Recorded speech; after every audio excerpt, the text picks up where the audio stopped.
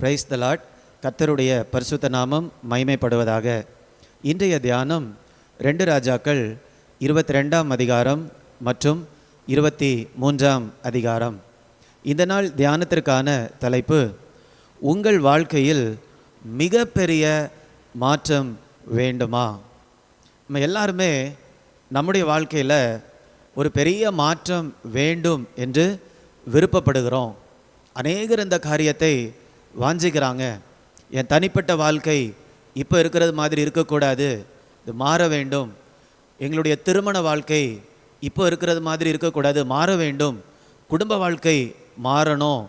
சபையில் மாற்றம் வேண்டும், சமுதாயத்தில் மாற்றம் வேண்டும். அநேகர் இன்றைக்கி இருக்கக்கூடிய சூழலை பார்த்து, தனிப்பட்ட சூழலோ சமுதாய சூழலோ குடும்ப சூழலோ இதை பார்த்து மாற்றம் வேண்டும் என்று உள்ளத்தின் ஆழத்தில் வாஞ்சிக்கிறார்கள். அதை குறித்து மற்றவர்களோடு பேசுகிறார்கள். என்னென்ன காரியம் அவங்களுக்கு குடும்பத்தில் பிடிக்கல, என்னென்ன காரியம் அவங்களுக்கு சமுதாயத்தில் பிடிக்கல, இந்த காரியங்களை குறித்து மற்றவர்களோடு பேசி அவர்களுடைய அதிருப்தியை தெரிவித்து கொள்ளுகிறார்கள். ஆனால் அநேகருக்கு எப்படி இந்த மாற்றத்தை நான் கொண்டு வர முடியும் அப்படிங்கிறத குறித்து தெரியவில்லை. அதனால் அவங்களுடைய வாழ்க்கை 10 வருஷத்துக்கு முன்பதாக இருந்தது மாதிரியே தொடர்ந்து வந்து கொண்டிருக்கிறது, எந்தவித மாற்றமும் இல்லாமல்.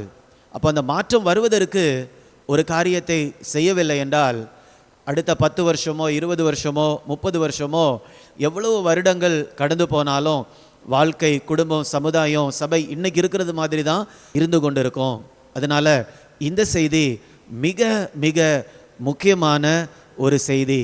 ஏனென்றால் யோசியா ராஜாவினுடைய நாட்களில் இப்படிப்பட்ட ஒரு பெரிய மாற்றம் ஏற்பட்டது. யோசியா ராஜாவுக்கு முன்னால் 2 ராஜாக்கள் மிக மிக தீமையான காரியங்களை செய்தார்கள். ஆமோன், மனாசே. இந்த மனாசே நாட்களில் தேசம் மிக பரிதாபமான நிலையில் காணப்பட்டது. ஏன் மனாசே நாட்களில் தீமை உச்ச கட்டத்தை எட்டியது என்று கூட நாம் சொல்லலாம். ஆனால் மனாசே, அதன் பின் ஆமோன், இவர்களுக்கு பிறகு யோசியா ராஜாவாக வருகிறார். அந்த நாட்களில் அவர் செய்த முதல் காரியம் என்னவென்றால் 22ஆம் அதிகாரம் 5ஆம் வசனத்தில் ஆலயத்தை பழுது பார்ப்பதற்காக அவர் ஆட்களை அனுப்புகிறார். அதுதான் யோசியா ராஜா முதலாவதாக செய்த காரியம். அப்போ அவர்கள் என்ன செய்கிறாங்கன்னா, ஆலயத்தை பழுது பார்த்து கொண்டிருந்த நேரத்தில் 8ஆம் வசனத்தில் நம்ம பார்க்குறோம், அவர்கள் ஒரு புஸ்தக சுருளை அங்கே பார்க்கிறார்கள். நான் கர்த்தரின் ஆலயத்தில் நியாயப்பிரமாண புஸ்தகத்தை கண்டுபிடித்தேன் என்று அவன் சொல்லுகிறான். அப்படி என்றால் யோசியா நாட்களுக்கு முன்பதாக இருந்த ராஜாக்களுடைய நாட்களில் இந்த நியாயப்பிரமாண புஸ்தகமே மறைந்து போய்விட்டது. ஆண்டவர் சவுலை தேசத்தினுடைய முதல் ராஜாவாக அபிஷேகம் பண்ணும்போது சாமுவேல் தீர்க்கதரிசி மூலமாக சொல்லுகிறார், ஒரு ராஜா எப்படி ஆட்சி செய்ய வேண்டும் என்றால் மோசே எழுதின நியாயப்பிரமாணங்களை முன்வைத்து தான் தன்னுடைய ஆட்சியை செய்ய வேண்டும் என்று சொல்லுகிறார். இந்த இடத்துல பாருங்களேன், மிக பரிதாபமான நிலை. அந்த மோசே எழுதின நியாயப்பிரமாண புஸ்தகம் எங்கே போச்சுன்னு யாருக்குமே தெரியல. திடீரென்று அவர்கள் ஆலயத்தை பழுது பார்த்து கொண்டிருந்த நேரத்தில் ஏதோ ஒளிந்து போன தொலைந்து போன ஒரு காரியம் கிடைப்பது போல ஆண்டவருடைய வார்த்தை அவர்களுக்கு கிடைக்கிறது. உடனே அதை ராஜாவுக்கு முன்பதாக கொண்டு போய் அதை வாசிக்கிறார்கள். 11ஆம் வசனம், ராஜா நியாயப்பிரமாண புஸ்தகத்தை வாசித்த போது, அதை கேட்ட போது தன்னுடைய வஸ்திரத்தை கிழித்து கொண்டு அவர் சொல்லுகிறார், நம்ம எல்லாருடைய வாழ்க்கையும் நியாயப்பிரமாண புஸ்தகத்தில் எழுதியிருக்கிறது மாதிரி இல்லையே. நம்ம வாழ்க்கை தேவனை விட்டு எவ்வளவு தூரம் போய்விட்டது என்று அவர் சொல்லுகிறார். உடனே ராஜா செய்த காரியம் என்ன தெரியுமா? தேசத்தில் உள்ள எல்லாரையும் கூப்பிடுறாரு, மூப்பர்களை கூப்பிடுறாரு, எல்லா குடிகள் அனைவரையும் அவர் கூப்பிட்டு 2ஆம் வசனம், உடன்படிக்கை புஸ்தகத்தின் வார்த்தைகளை எல்லாம் அவர்கள் கேட்க வாசித்தான். தேசத்தில் உள்ள அத்தனை நபர்களும் இந்த நியாயப்பிரமாண புஸ்தகத்தில் இருக்கக்கூடிய அத்தனை வார்த்தைகளையும் கேட்கும்படியாக ராஜா வாசிக்கிறார். முழு புஸ்தகத்தையும் அவர் வாசிக்கிறார். நடந்தது என்ன தெரியுமா? அந்த வேத புஸ்தகத்தில் எழுதப்பட்டிருக்கக்கூடிய காரியங்களை ஜனங்கள் கேட்ட உடனே எல்லாருக்குள்ளாலேயும் பெரிய மாற்றங்கள் ஏற்படுகிறது. ஒரு முறை அவர்கள் முழு புஸ்தகத்தையும் வாசிக்கிறார்கள். இந்த தேசத்தினுடைய போக்கே அந்த இடத்துல மாறிவிடுகிறது. அதை கேட்ட உடனே, வாசித்த உடனேயே ராஜா ஒவ்வொரு காரியமாக தேசத்தில் என்னென்ன காரியங்கள் எல்லாம் கர்த்தருக்கு பிடிக்காத காரியங்கள் இருக்கிறதோ ஒவ்வொன்றையும் அவர் தனித்தனியாக எடுத்து அவர் அதில் ஒரு மாற்றத்தை கொண்டு வருகிறார். ஒவ்வொன்றாக நான் உங்களுக்கு சுட்டி காண்பிக்கிறேன். 23:4 வசனம், பின்பு ராஜா பாகாலுக்கும் விக்கிரக தோப்புக்கும் வானத்தின் சகல சேனைகளுக்கும் பண்ணப்பட்டிருந்த சகல பணிமுட்டுகளையும் கர்த்தருடைய ஆலயத்திலிருந்து புறம்பாக்கினான்.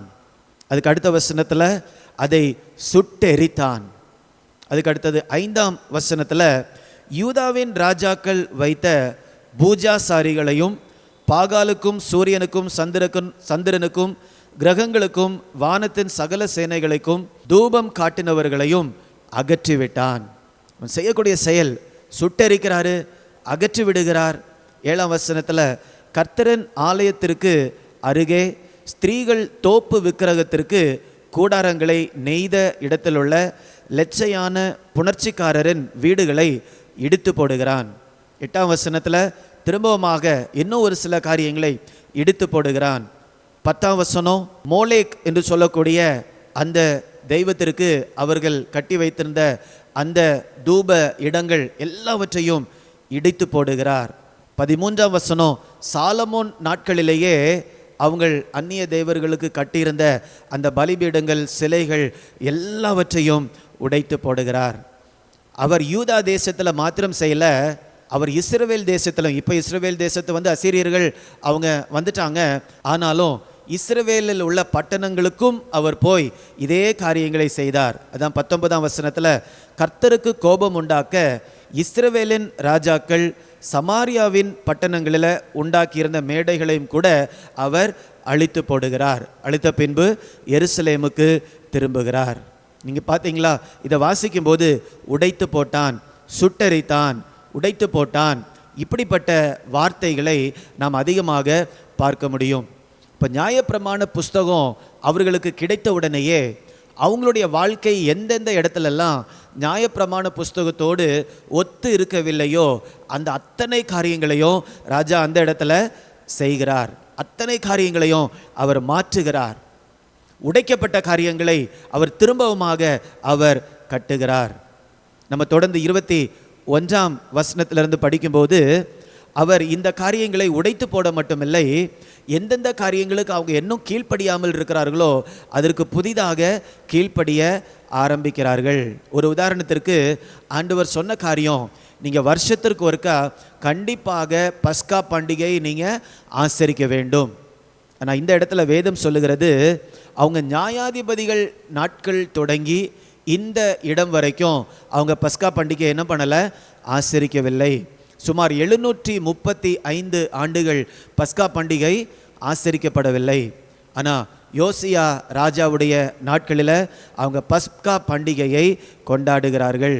21ஆம் வசனம், பின்பு ராஜா இந்த உடன்படிக்கை புஸ்தகத்தில் எழுதியிருக்கிறபடியே உங்கள் தேவனாகிய கர்த்தருக்கு பஸ்காவை ஆசரியுங்கள் என்று சகல ஜனங்களுக்கும் கட்டளையிட்டான்.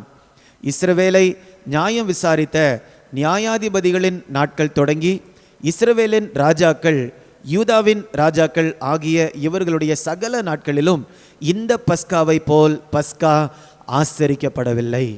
25ஆம் வசனம், கர்த்தரிடத்தில் தன் முழு இருதயத்தோடும் தன் முழு ஆத்துமாவோடும் தன் முழு பலத்தோடும் மோசேயின் நியாயப்பிரமாணத்திற்கு ஏற்றபடியெல்லாம் செய்ய மனதை சாய்த்தான். அவனை போல் ஒத்த ராஜா அவனுக்கு முன் இருந்ததுமில்லை, அவனுக்கு பின் எழும்பினதும் இல்லை. இந்த யோசியா ராஜாவுடைய வாழ்க்கையில் ஒரு மிகப்பெரிய மாற்றத்தை பார்க்க முடிந்தது. அதுக்கு காரணம் என்ன? வேத புஸ்தகத்தை அவர்கள் படித்தாங்க. தங்களுடைய வாழ்க்கையில் என்னென்ன தீமையான காரியங்கள் இருக்குதோ அவைகள் அத்தனையும் அகற்றினார்கள்.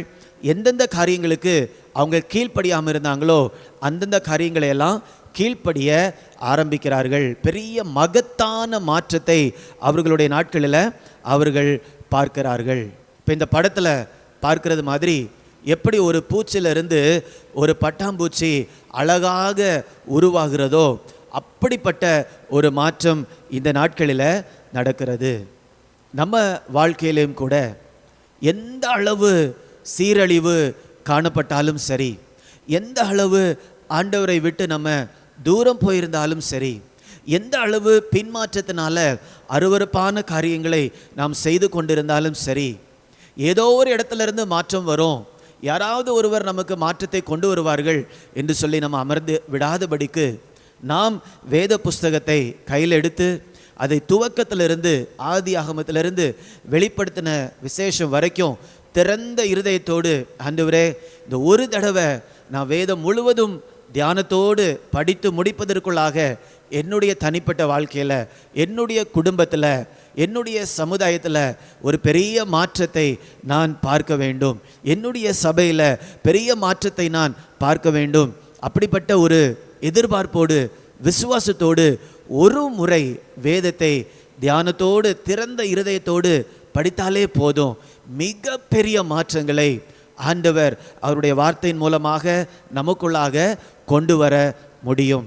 இதுதான் மாற்றத்திற்கு ஒரே வழி.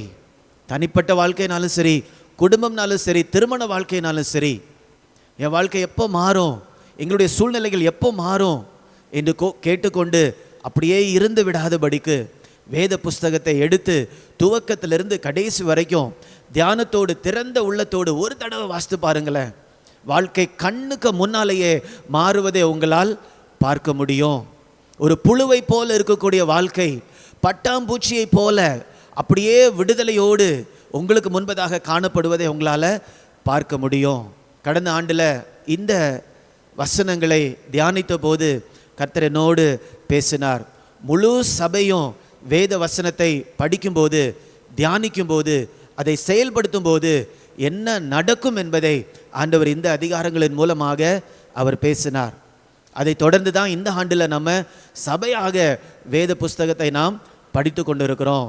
அதனால் இதை பார்க்கக்கூடிய அன்பானவர்களை ஒரு விசுவாசத்தோடு, ஒரு ஏக்கத்தோடு, ஒரு எதிர்பார்ப்போடு, நம்பிக்கையோடு நம்ம இந்த ஆண்டில் என்ன பண்ணணும், வேதத்தை படிக்க வேண்டும். ஒரு பெரிய மாற்றத்தை என் வாழ்க்கையில் நான் பார்க்கணும், என் குடும்பத்தில் பார்க்கணும், சபையில் பார்க்கணும், சமுதாயத்தில் பார்க்கணும் அப்படிங்கிற ஒரு ஏக்கத்தோடு நம்ம வேதத்தை ஒவ்வொரு நாளும் நம்ம படிக்க வேண்டும்.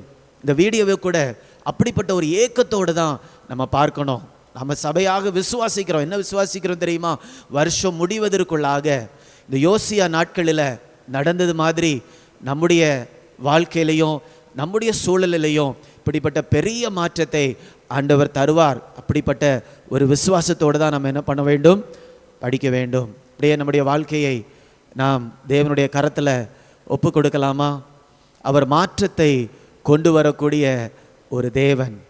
நம்முடைய தனிப்பட்ட வாழ்க்கை எந்த இடத்துல இருந்தாலும் சரி, குடும்பம் எப்படிப்பட்ட சூழ்நிலையில் காணப்பட்டாலும் சரி, நம்மை சுற்றி நடக்கக்கூடிய காரியங்கள் எப்படி இருந்தாலும் சரி, அவருடைய வேத புஸ்தகத்தை மாத்திரம் நம்ம கையில் எடுத்து வாசித்து தியானித்து கீழ்ப்படி ஆரம்பிச்சிட்டோன்னா வாழ்க்கையில் ஒரு பகுதியிலிருந்து கடைசி பகுதி வரைக்கும் ஆண்டவர் ஒரு மகத்தான மாற்றத்தை கொடுப்பதற்கு வல்லமையுள்ள தேவனாக இருக்கிறார். அன்பின் பரலோக பிதாவே, இந்த நேரத்தில் கூட இதை நாங்கள் தியானித்து கொண்டு இருக்கிறோம். ஆண்டவர் எப்படி ஒரு மாற்றத்தை எங்களுடைய வாழ்க்கையில் கொடுக்க முடியும் என்று நாங்கள் தியானித்து கொண்டு இருக்கிறோம். அப்பா, இதை பார்த்து கொண்டு இருக்கிற ஒவ்வொருவருடைய வாழ்க்கையிலும் அவர்கள் எதிர்பார்ப்பதை காட்டிலும் பெரிய அளவில் ஒரு மாற்றத்தை ஆண்டவர் கொடுக்கும்படியாய் ஜெபிக்கிறேன். அப்பா, தனிப்பட்ட வாழ்க்கையில், குடும்பத்தில், உறவுகளில், சூழ்நிலைகளில் ஆண்டவர் பெரிய மாற்றத்தை கொடுத்து ஒவ்வொருவரையும் நீங்கள் ஆசீர்வதிக்கும்படியாய் ஜெபிக்கிறேன். இந்த வருடம் ஒவ்வொருவருடைய வாழ்க்கையிலும் ஒரு பெரிய மாற்றத்தை அனுபவிக்கக்கூடிய ஒரு வருடமாக இயேசுவின் நாமத்தில் மாறுவதாக என்று ஆசீர்வதித்து ஜெபிக்கிறேன். மீட்பர் இயேசுவின் மூலம் பிதாவே, ஆமேன், ஆமேன். God bless you. God bless you.